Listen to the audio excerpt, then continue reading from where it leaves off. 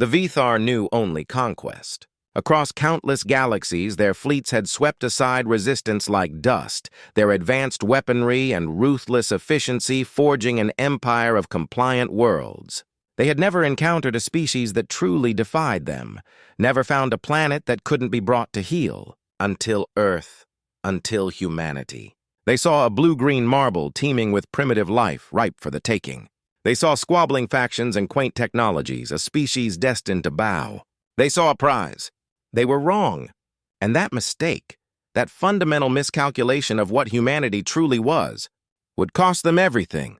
The grand fleet of the Vithar hegemony, an armada so vast it cast a shadow across solar systems, arrived in the Sol system with the usual fanfare of overwhelming power. Thousands of warships, each a mile-long leviathan of polished dark metals and pulsating energy conduits, positioned themselves in a meticulous formation designed to instill terror and awe. Their lead vessel, the Conqueror's Might, a flagship of unprecedented scale, settled into geosynchronous orbit above Earth, a grim sentinel awaiting the inevitable surrender. On board, High Commander Zlar surveyed the holographic projections of the third planet from Sol.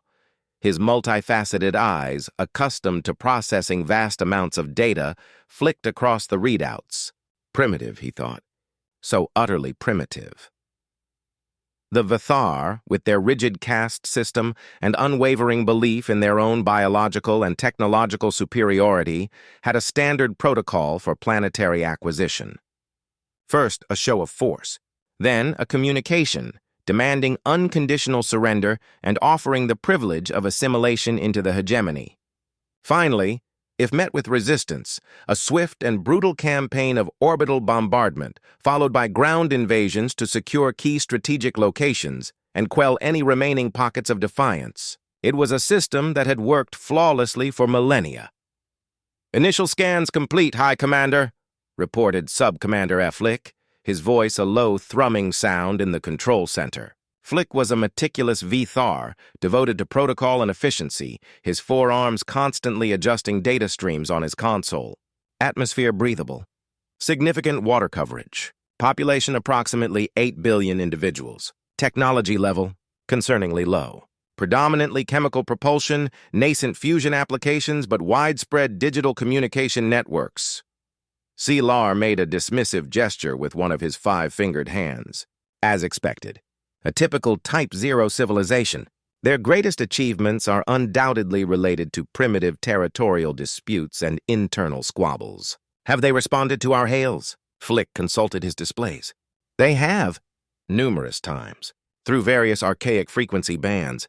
Their messages are a cacophony of languages, but with a consistent underlying theme. "Warnings, High Commander." Siler let out a sound that for a Vithar approximated a chuckle of amusement. "Warnings? From a species still struggling with interstellar travel? How quaint. Translate the most prevalent message. I wish to savor their feudal defiance." A synthesized voice, generated by the Vithar Universal Translator, filled the bridge.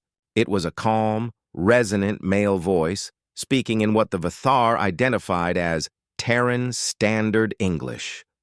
"To the vessels currently occupying our solar system, you are in sovereign Terran space. This is a final warning. Withdraw immediately or face the consequences of your transgression. Earth and its people will not surrender. We will defend our home with every last breath. This is not a threat. It is a promise." Zlar leaned forward, a flicker of something akin to curiosity in his alien eyes. "A promise, they say. Bold words for a species that has not yet mastered faster than light travel. What are these consequences they speak of, Flick? Do they intend to launch their chemical rockets at us? Perhaps throw rocks?" Flick remained stoic. "High Commander, our reconnaissance probes detected a unique energy signature emanating from several key planetary defense stations.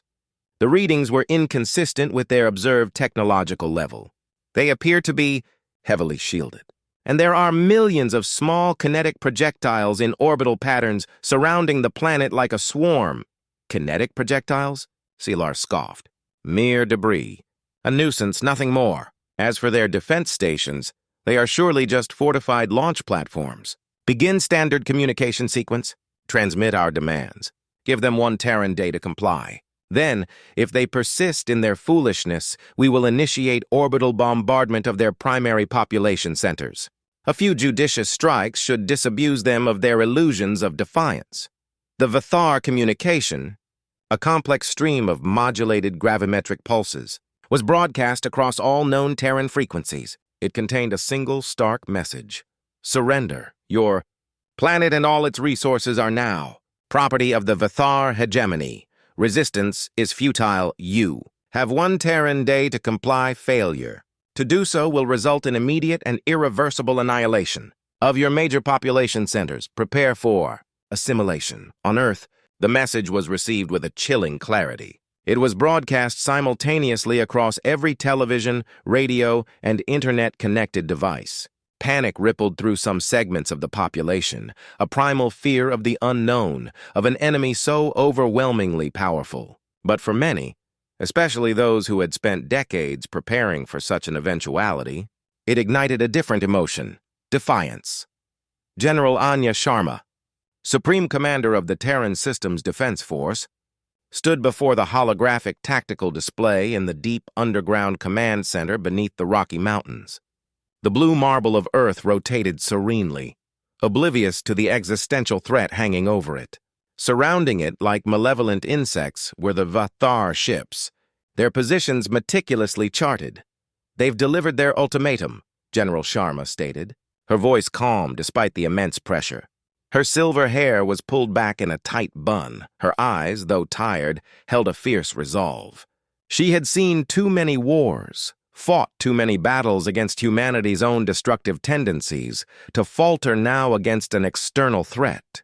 One day, 24 hours, Admiral David Chen, head of naval operations, clenched his jaw. "Arrogant bastards. They think we're just going to roll over. They clearly haven't bothered to understand us at all." "That's their biggest weakness, David," General Sharma replied. "Their arrogance blinds them. They assume all species operate on their logic, their protocols. They underestimate the human capacity for improvisation." She gestured to the vast network of orbital defenses surrounding Earth. "Initiate full readiness protocols for Project Aegis. Activate the ODS-1 through ODS-12 defense grids. Bring the orbital kinetic platforms to full power. And prepare the Dragon's Breath array for simultaneous discharge." A young technician, barely out of the academy, swallowed hard. "General, the energy drain from a full Dragon's Breath discharge. It could cripple continental power grids. It's never been tested at full capacity."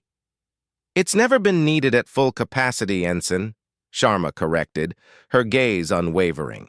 "Today it is needed. We show them what happens when you ignore warnings about Earth's borders. We show them that humanity, for all its flaws, will never, ever surrender its home." Across Earth, the world braced. Cities that had been bustling with life just hours before now resembled ghost towns, their populations evacuated to massive underground shelters, prepared over generations for precisely this kind of scenario.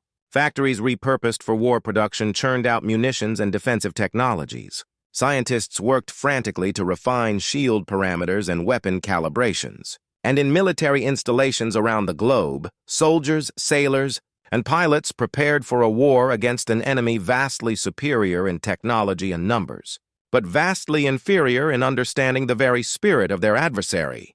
The Vathar waited. High Commander Zilar, confident in the psychological impact of his fleet's presence, spent the day reviewing historical data of other conquered worlds. The pattern was always the same: initial bluster, then growing desperation, followed by a meek surrender. He expected Earth to be no different. The human race, with its short lifespans, emotional volatility, and lack of true galactic unity, was destined to become another footnote in the glorious chronicles of the Vathar hegemony. He envisioned their scientists being absorbed into Vathar research divisions, their artists creating propaganda for the hegemony, their fertile lands providing resources for the war machine. It was efficient. It was logical. It was the Vathar way. As the 24-hour deadline approached, a strange silence fell over the Sol system. The Vathar fleet remained immobile, a dark, imposing presence against the void. On Earth, the communication channels, previously filled with pleas and desperate analyses, now carried only a single unified message, repeated in every known human language, and then transmitted in a universal frequency meant for the Vithar. "You were warned." Zilar heard the message. He dismissed it with a wave of his hand. "Their final whimper," he mused to Philique. "Prepare for the initial bombardment. Target their largest urban centers. Let them see the futility of their defiance." Flick nodded, his multi-limbed frame moving with practiced efficiency. Commencing targeting sequence. Energy conduits powering up for main plasma cannons. Estimated time to first strike 5 Terran minutes.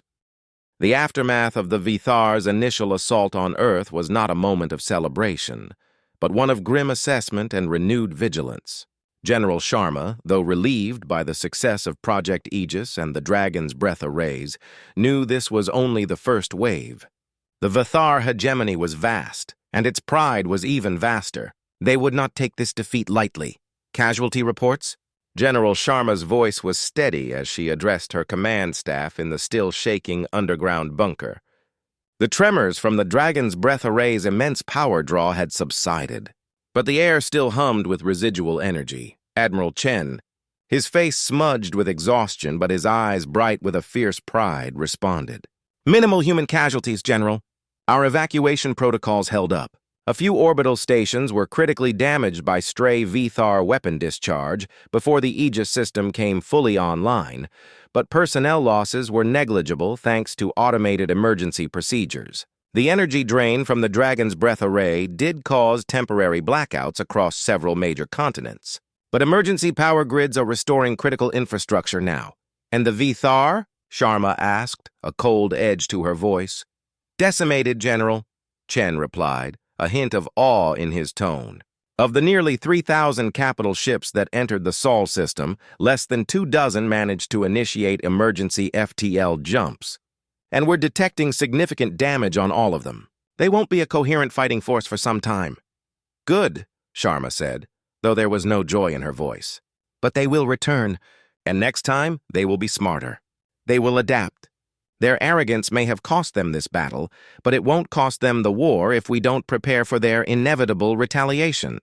The world, though shaken, rallied with an unprecedented unity. News of the Vithar fleet's destruction spread like wildfire, not through official broadcasts, but through word of mouth, through the sheer impossibility of the event. Humanity had faced down a galactic empire and won the first round. It ignited a fierce collective pride, but also a sober understanding of the dangers ahead. Scientists, engineers, and military strategists worked around the clock. The ODS stations, now depleted of their kinetic projectile reserves, needed to be refitted. The Dragon's Breath arrays, which drew immense power directly from the Earth's molten core through a network of geothermal taps, required meticulous recalibration. Every human satellite, every deep space probe, every sensor array was repurposed to scan for the Vithar's return. Weeks turned into months. The Vithar did not immediately return.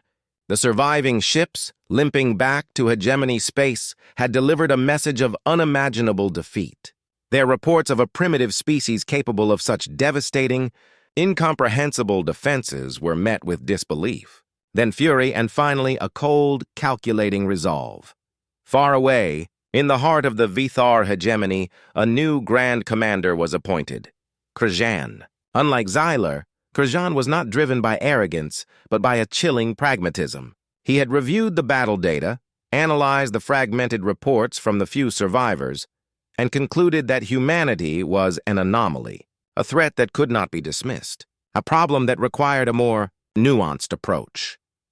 "They do not use energy weapons in the traditional sense," Krajan observed to his strategists, his voice a low growl. He stood before a holographic representation of the Sol system, now marked with a glowing red exclusion zone.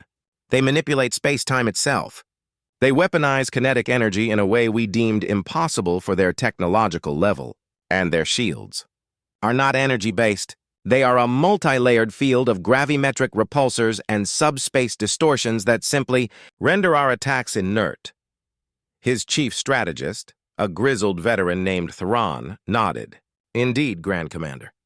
Our analysis indicates their primary defense, what they term Project Aegis, creates a localized warp bubble around their planet, not for FTL travel, but to generate immense drag and friction on incoming objects, effectively pulverizing anything that attempts to penetrate it at high velocity.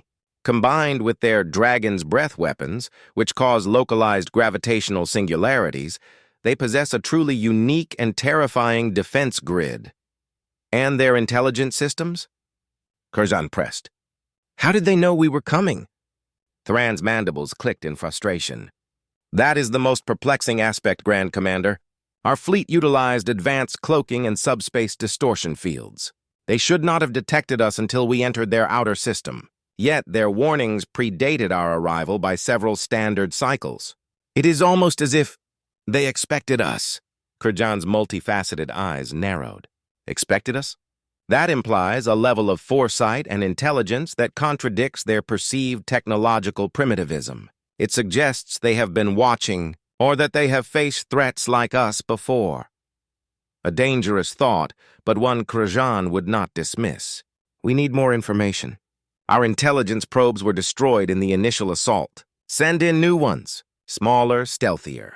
And send in a reconnaissance in force. Not a full fleet, but enough to probe their defenses without risking another catastrophic loss. We need to understand the true nature of their border.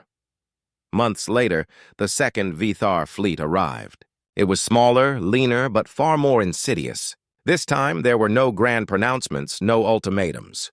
They came cloaked, silent, a swarm of heavily armed frigates and destroyers, accompanied by specialized intelligence-gathering vessels. Their goal was not immediate conquest, but infiltration and sabotage.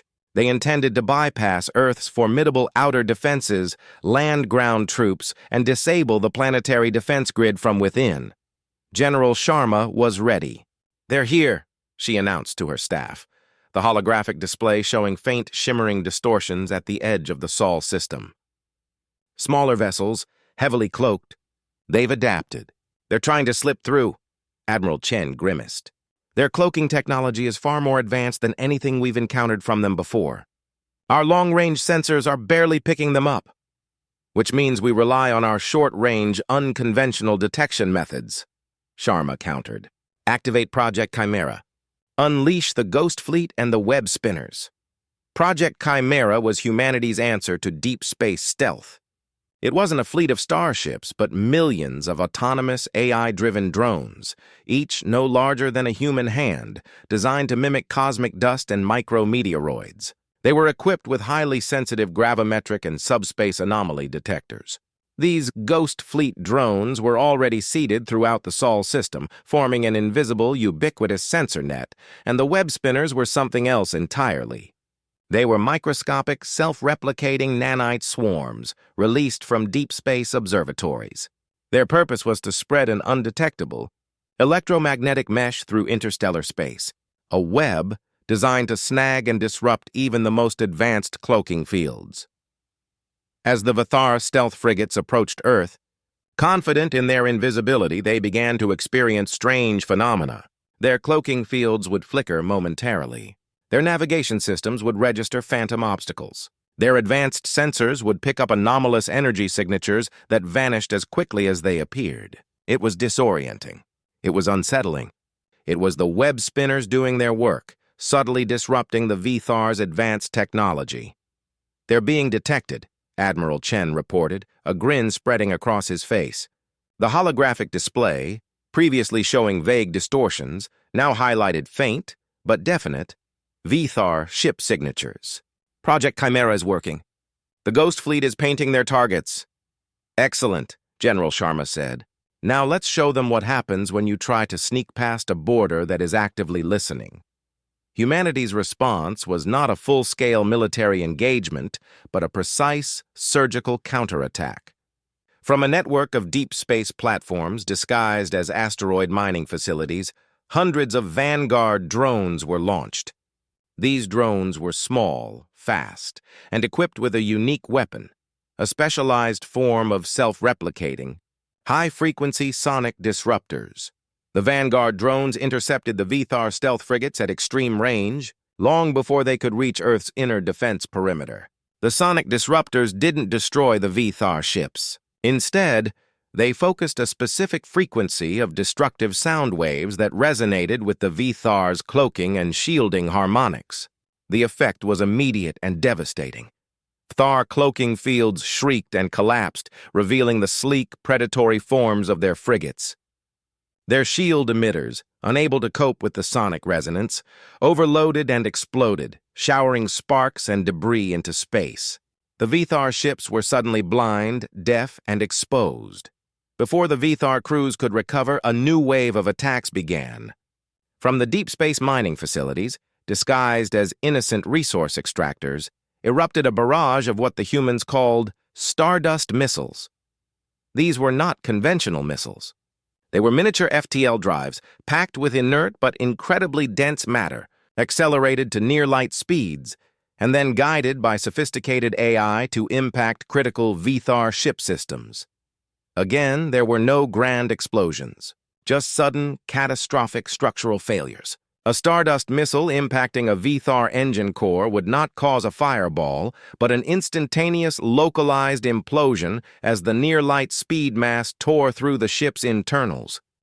Grand Commander Krajan's new strategy was born of desperation and a grudging respect for the Terrans. He had abandoned the notion of a frontal assault and the arrogance of overwhelming force. The humans, with their inexplicable mastery of gravimetrics and their unnervingly precise counter-technologies, had proven to be a foe unlike any the Vithar had ever encountered. "We need to understand their vulnerabilities," Krajan declared to his war council, his voice devoid of its usual bluster. "They have proven impenetrable from the void. Therefore, we must seek to divide and conquer. We must probe their internal systems, sow discord, and exploit any existing weaknesses within their society." The Vithar Intelligence Division, tasked with this unprecedented mission, launched a new wave of incursions. This time, they didn't send warships. They sent infiltrators. Small, highly advanced stealth ships, no larger than human shuttles, were designed to mimic space debris.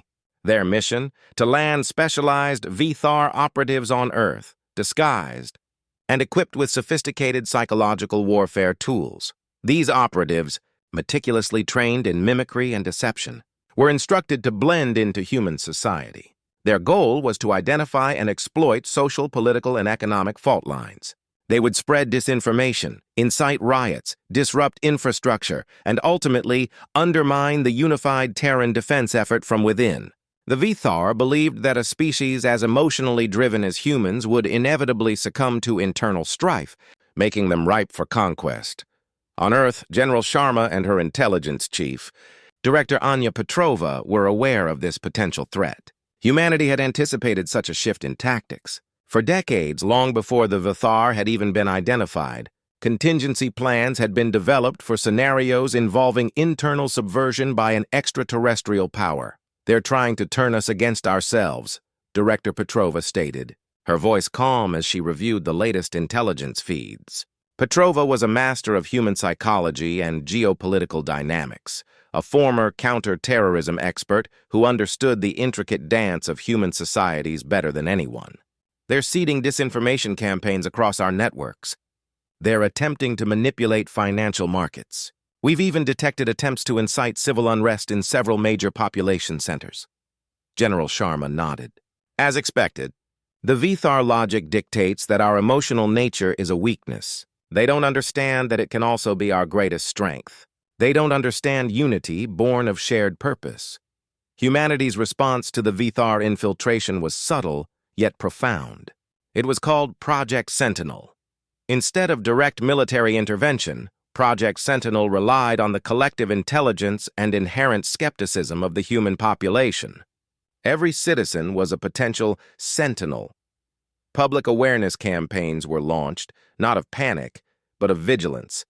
Messages permeated every form of media, subtly educating people about psychological manipulation, identifying propaganda, and encouraging critical thinking. AI-driven algorithms, developed by the brightest minds in data science, monitored social media, news feeds, and communication networks for anomalies, for patterns of influence that deviated from normal human interaction. Vithar operatives, attempting to spread inflammatory narratives, found their messages quickly debunked by anonymous online communities. Their attempts to manipulate financial markets were met with unexpected countermeasures by decentralized, autonomous economic algorithms designed to detect and neutralize predatory market behaviors. Their efforts to incite riots were often diffused by community leaders and local law enforcement, who had been quietly prepped by Project Sentinel to recognize and de-escalate such attempts. One Vithar operative, designated Infiltrator 7, a master of linguistic mimicry and cultural understanding, found himself bewildered. He had spent months meticulously crafting a campaign of xenophobia and fear, targeting a specific demographic. He had created fake news articles, doctored videos, and anonymous online personas to spread his message. Yet, every time he gained traction, his carefully constructed narratives would be met with an overwhelming deluge of factual counter-arguments, logical rebuttals, and even humor that deflated his efforts. He reported back to his Vithar handlers in frustration. Their internal defenses are decentralized. We cannot identify a single point of failure. When we attempt to manipulate public opinion, their own populace seems to self-correct. They have an innate ability to distinguish truth from falsehood even when presented with compelling evidence. Kurjan slammed his fist onto a console. Impossible! All primitive species are susceptible to manipulation. Their emotional impulses should make them easy to control. Grand Commander, Thuran interjected, our analysis indicates that their primitive form of communication, the Internet, has paradoxically inoculated them against such tactics. They have been exposed to so much misinformation and conflicting narratives from their own internal conflicts for centuries that they have developed a collective immunity. They are, in a strange way, accustomed to critical evaluation and discerning truth from falsehood. This was a profound realization for the Vithar. They had always viewed humanity's turbulent history, its internal squabbles and ideological clashes, as a sign of weakness. They now realized that these very struggles had forged a resilience, a collective wisdom that made them incredibly resistant to external manipulation. Humanity's capacity for dissent, for questioning authority, for embracing diverse viewpoints, which the Vithar viewed as chaotic, was in fact their strength. The Vithar's infiltration efforts largely failed. Their operatives, instead of sowing chaos, found themselves increasingly isolated, their attempts at subversion falling flat.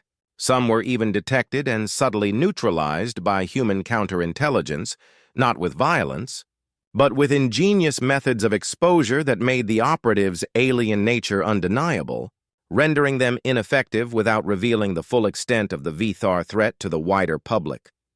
With their attempts at internal subversion thwarted, Kurjan decided to resort to a more direct, yet still unconventional approach. He had learned that Earth's outer defenses were impenetrable. He also knew that a direct, head-on assault was suicide. He needed to find a way to bypass their defenses and understand their technology. He conceived of Project Chimera Nova. This was a daring plan to launch a single, highly advanced Vithar stealth vessel, capable of unprecedented levels of cloaking and subspace distortion. This vessel, crewed by a small team of elite scientists and engineers, would attempt to deliberately penetrate Earth's defenses. Its mission was not to attack but to gather data, to allow itself to be hit by humanity's weapons, to record every energetic signature, every gravimetric pulse, every shielding harmonic, to understand how humanity's defenses worked, even if it meant sacrificing the vessel and its crew. This is a suicide mission, Thuran stated plainly, observing the schematics of the specialized vessel. The probability of survival for the crew is negligible. Indeed, Kurjan replied, his voice flat. But the data they retrieve, even in their final moments, could be the key to our victory. We need to dissect their defenses. We need to understand the mechanism behind their gravimetric singularities and their relativistic kill vehicles. We need to learn how to counter them. The Vithar Chimera Nova stealth ship, a marvel of Vithar engineering, ghosted through the Sol system. It was smaller than any previous Vithar vessel, designed for speed and undetectable penetration. Its cloaking field was so advanced it could warp space-time around itself, rendering it invisible to all but the most sophisticated sensors. On Earth, General Sharma received the alert. New contact. Single vessel. Extremely stealthy. Our web spinners are struggling to maintain a lock. Project Chimera is getting intermittent readings. Admiral Chen's brow furrowed. They're evolving, General. This one is different. It's not attacking. It's simply observing. It feels like a test. It is, Sharma confirmed. They're trying to bait us. They want us to fire. They want to analyze our weapons. But we won't give them the satisfaction of a clean data capture. Project Aegis was a layered defense system. The outer layers were designed for massive, indiscriminate destruction, but the inner layers were far more subtle, more precise. As the Chimera Nova vessel reached the edge of Earth's atmosphere, daringly close to the planetary surface, it was met not with destructive energy, but with a complex array of countermeasures. Instead of firing the Dragon's Breath, Earth unleashed Project Echo. Project Echo involved a network of millions of tiny, suborbital drones, each equipped with powerful subspace field generators. These drones created a localized, incredibly dense field of chaotic subspace energy. When the Chimera Nova ship attempted to navigate through this field, its advanced cloaking and subspace distortion fields were immediately and violently disrupted. The Vethar vessel, previously invisible, suddenly flickered into full visibility. Alarms blared on its bridge as its sophisticated cloaking system sputtered and died. The crew, elite scientists and engineers, watched in horror as their instruments went haywire. "We're exposed!" the Vethar captain shrieked. "Our cloaking field is down. We're surrounded by static energy!" Before they could even register the full extent of their vulnerability, the capture of the Chimera Nova ship sent shockwaves through the Vethar hegemony. It was not merely a defeat, it was an unprecedented humiliation. The idea that a primitive species had captured their most advanced stealth vessel intact without firing a single weapon was almost unbearable. Grand Commander Krajan knew he was running out of options. The hegemony was growing restless, its leaders demanding a decisive victory. Krajan, however, was no longer thinking of decisive victories in the traditional sense. He was thinking of understanding, of dissecting the human anomaly. He decided on a desperate gambit. He would initiate a full-scale direct assault, but with a crucial difference. This time, he wouldn't be sending his capital ships to the front line. He would be sending his most expendable, yet heavily armed, drone swarm. The drone swarm consisted of millions of autonomous combat drones, each armed with self-destruct charges and designed to overwhelm Earth's defenses through sheer numbers. Their primary mission? To act as a distraction, to draw out humanity's full array of defenses, and to allow a secondary, highly specialized force to slip through. This secondary force, designated Project Ghostfire, comprised a few dozen heavily shielded high-speed penetration vessels, carrying an entirely new class of weapon. Not for destruction, but for disruption. These Ghostfire vessels carried a highly unstable, subspace collapsing bomb designed to generate a localized, anti-gravimetric field that would theoretically neutralize Project Aegis and the Dragon's Breath arrays. It was a risky, unproven weapon, but Krajan was desperate. He believed that if he could just disable Earth's primary defenses, even for a few critical moments, his main fleet could then move in and deliver the final, devastating blow. On Earth, the intelligence reports were dire. "A massive Vethar force is approaching," Director Petrova stated, her voice tight. Estimates suggest several million combat drones, followed by a smaller but extremely fast and heavily shielded group of vessels. "We believe the drones are a feint." General Sharma's gaze was fixed on the holographic display, the red markers of the Vethar swarm now eclipsing half the Sol system. "A feint for what, Director? What do they hope to achieve with such a suicidal assault?" "Our analysis suggests they're trying to overload our defenses, General," Admiral Chen offered. "The sheer number of drones will force us to expend immense energy on Project Aegis and the Dragon's Breath. While we're busy swatting flies, the smaller, faster ships will try to slip through." "And what are they carrying?" Sharma asked, a cold dread creeping into her voice. She knew the Vethar would have learned from their previous failures. They wouldn't just try to destroy them. They would try to disable them. "Unknown, General," Petrova replied. "Their energy signatures are masked." but their trajectory suggests a deep penetration objective. They're aiming for critical planetary defense nodes. Sharma closed her eyes for a moment, picturing the vast, intricate network of Earth's defenses. Project Aegis, the Dragon's Breath, the Kinetic Swarm, the Web Spinners, Project Chimera, Project Echo. It was a symphony of interconnected technologies, each designed to complement the other. But it was also a system that required immense power and constant calibration. If a key node were hit, the entire system could be compromised. "This is it," Sharma said, her voice grim. "This is their final push. They're putting everything on the line." She turned to her command staff, her eyes burning with resolve. "We will meet them. We will meet them with everything we have. Activate Project Prometheus, every available resource, every defense, no holding back." Project Prometheus was humanity's ultimate last resort defense. It was a distributed planetary-scale energy weapon built directly into Earth's mantle, drawing raw power from the planet's core. It had never been fully activated, its immense power output deemed too dangerous even for testing. But now, there was no choice. As the Vithar drone swarm surged into the Sol system, a seemingly endless tide of metallic death, Earth responded with a ferocity that surprised even the Vithar. Project Aegis flared to life, not just as a defensive shield, but as an offensive weapon. The gravimetric distortion field around Earth intensified to an unbearable degree, creating a gravitational blender that tore apart the leading edge of the drone swarm. Millions of drones caught in the warp bubble were compressed into metallic dust, their internal systems collapsing under unimaginable pressure.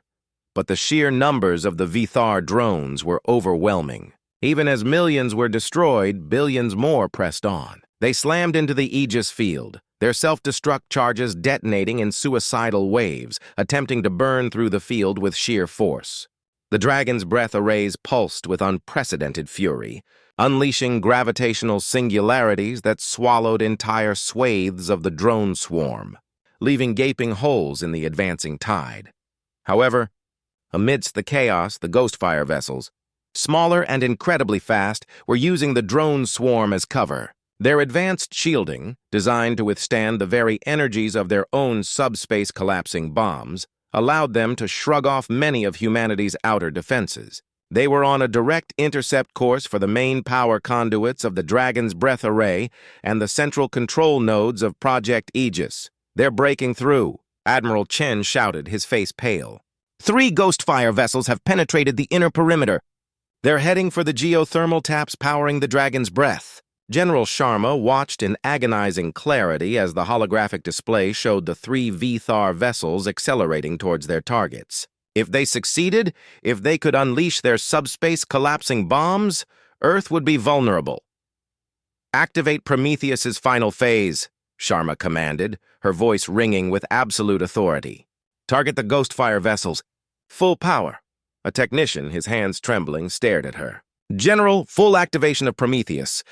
It's designed for planetary sterilization. It could have catastrophic effects on Earth itself. Earthquakes, tsunamis."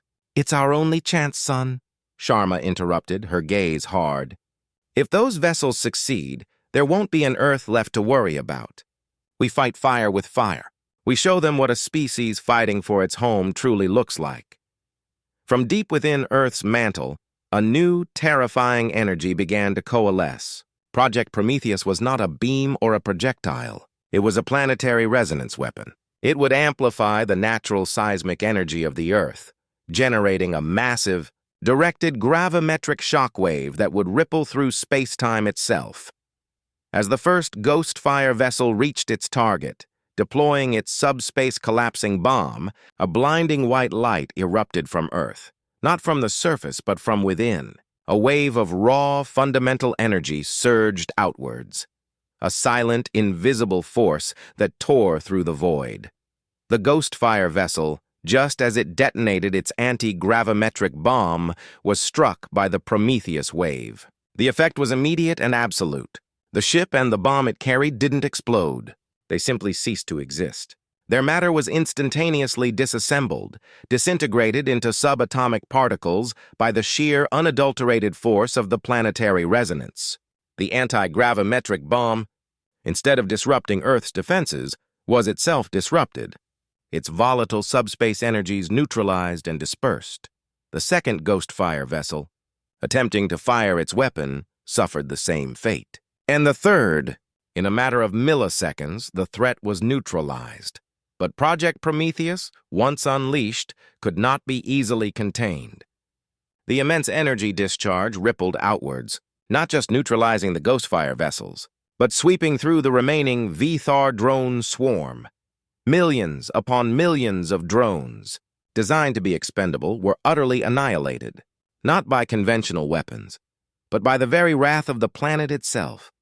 Grand Commander Krajan, watching from his command vessel, felt a cold despair unlike anything he had ever known. His drone swarm, his cunning plan, his desperate last gambit was being annihilated. And not by a weapon he understood, but by something far more fundamental. The Earth itself was fighting back. "Retreat!" Krajan roared, his voice hoarse with fear. "All remaining vessels flee! Engage emergency FTL! Get us out of this cursed system!" The Vthar main fleet, which had been lurking at the edge of the Sol system, preparing for their final push, saw the terrifying display. The planet itself erupting with an unquantifiable energy, effortlessly obliterating millions of their drones, vaporizing their most advanced penetration vessels. It was a sight that instilled not just fear, but a primal existential terror. This was not a species to be conquered. This was a force of nature. As the Vthar main fleet executed a chaotic, desperate retreat, Krajan watched the dying embers of his empire flickering out. He had come to conquer. He had come to assimilate. He had met a force that defied all his understanding, all his logic, and then a message. A final, chilling transmission from Earth, amplified across all known Vthar frequencies. It was General Sharma's voice, calm and resolute, speaking in clear Terran Standard English, translated by the Vthar Universal Translator. To the Vthar hegemony, "You have violated our borders. You have ignored our warnings. You have underestimated our resolve. Earth is not a prize to be taken. It is our home, and we will defend it with every last particle of our being. This is not a threat." The retreat of Grand Commander Krajan's fleet marked a pivotal moment in galactic history. News of the Vthar hegemony's unprecedented defeat at the hands of a primitive species spread like wildfire across the countless worlds under Vthar dominion and beyond. It shattered the illusion of Vthar invincibility, emboldening countless subjugated species and sowing seeds of doubt within the hegemony itself. Back on Earth, the aftermath of Project Prometheus's full activation was immense. While the immediate threat was gone, the planet itself reeled from the immense energy discharge. Massive earthquakes, though mitigated by advanced tectonic stabilizers, still caused widespread disruption. Tidal waves ravaged coastal areas. The atmosphere crackled with residual energy. It was a stark reminder of the immense sacrifice humanity had been willing to make to protect its home. General Sharma, now revered as a living legend, oversaw the massive global recovery effort. "We won the battle," she said to Admiral Chen, surveying the damage from orbit. "But the cost was significant. We pushed our planet to its limits. And it held, General," Chen replied, a quiet pride in his voice. "It held because we were willing to do what they weren't. Sacrifice. We were willing to risk everything. They weren't." The Vthar hegemony, in the wake of their crushing defeat, faced an internal crisis. The loss of 3 fleets, 2 through sheer annihilation and 1 through abject terror, was unsustainable. Krajan, though initially facing execution for his failures, managed to convince the Hegemony Council that humanity was not a species to be conquered, but a phenomenon to be understood. "They are not like us," Krajan argued before the stoic Vthar Council, his multifaceted eyes projecting images of Earth's defenses and humanity's unwavering resolve. "Their technology, while perhaps less advanced in some fields, is fundamentally different. It is optimized for defense, for protecting their home and their spirit. Their capacity for unity in the face of existential threat, their willingness to sacrifice their very planet to ensure its survival. It is something we, the Vthar, do not possess." The council, composed of ancient Vthar leaders, listened in silence. They had never heard such words from a grand commander. Kurjan was advocating for something unprecedented: peace, or at least a non-aggression pact. To continue this war, Kurjan concluded, is to risk the collapse of the hegemony itself. Our resources are depleted. Our morale is broken. We must either assimilate this species or acknowledge their sovereignty. And given their unique defenses, assimilation is not an option. Not without catastrophic losses that would leave the hegemony vulnerable to its other enemies. It was a difficult decision for the Vithar, whose entire culture was built on conquest and expansion. But the stark reality of their losses, the chilling reports of Earth's planetary defenses, forced them to acknowledge a new truth. Humanity was not a primitive species. They were a formidable, unyielding force, a boundary that could not be crossed without unimaginable consequences. Months turned into years. The Vithar hegemony, for the first time in its long history, initiated a diplomatic overture to a species it had previously sought to conquer. A single, unarmed Vithar diplomatic vessel, heavily shielded and transmitting universal peace protocols, approached the Sol system. On Earth, the response was cautious but hopeful. General Sharma, now transitioning into a role of galactic diplomacy, met the Vithar ambassador in a neutral orbital station. The ambassador, a Vithar named Talar, was a diplomat by nature, chosen for his capacity for empathy, a rare trait among his species. "We come in peace," Talar stated, his voice modulated by the universal translator. The Vithar hegemony seeks to establish a non-aggression pact with your species and to initiate a period of mutual understanding. We recognize our profound misjudgment of your capabilities and your resolve. General Sharma, standing tall and proud in her Terran Systems defense uniform, looked directly into Talar's multifaceted eyes. "It's a start, Ambassador. But understanding goes both ways. You must understand that our borders are sacred. They are not merely lines in space. They represent our home, our culture, our very existence, and we will defend them. Always." Over the next decades, a fragile but meaningful peace emerged between humanity and the Vithar. Scientific and cultural exchanges began, cautiously at first, then with growing curiosity.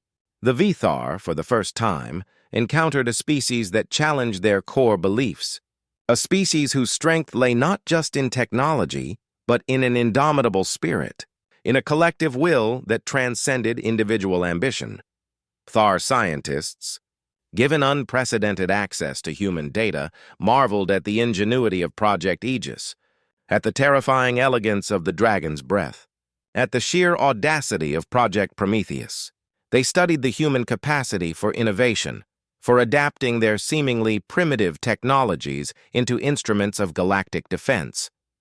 They learned about human history, about the countless struggles and conflicts that had forged their resilience, their fierce independence, and humans in turn learned about the Vithar, about their rigid societal structure, their long history of conquest, their fear of chaos.